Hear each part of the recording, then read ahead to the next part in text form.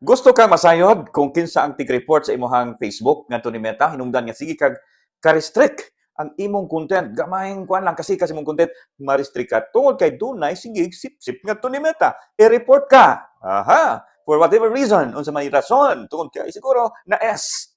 So ako nang itudlo ninyo guys, dunay pamaagi abi nila di sila sakpan.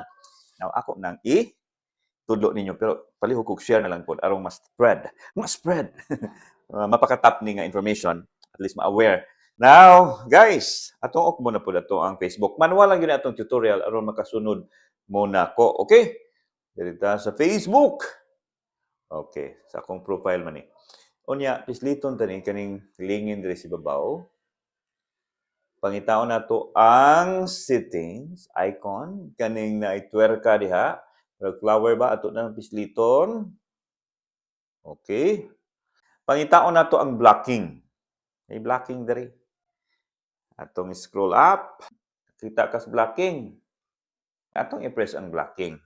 Now, mo ni kani mga tao pod nga atong gi pang-block tungod kay di siya healthy, no?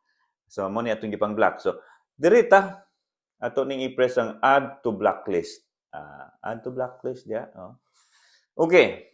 Humani mo pislit sa add to blacklist. Atong i-type ang desi ibabaw ba? Desi ibabaw. Atong i-type tanaw. Desi ibabaw. Atong i-type ang report me. Report me. So, nana!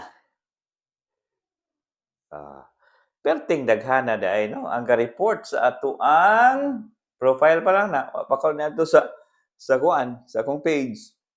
Daghana daay mga suyaon. Oy, ha? Di lang na ako i-booking ninyo, ha? Okay. Makuan ta ani sa mga data privacy diha. Oh, sus pastilan. Ato namang na-booking kana ba daghano ka linya, oh.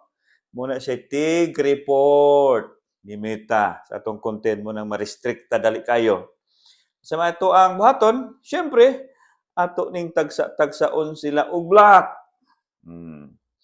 Example ta dire. Kani.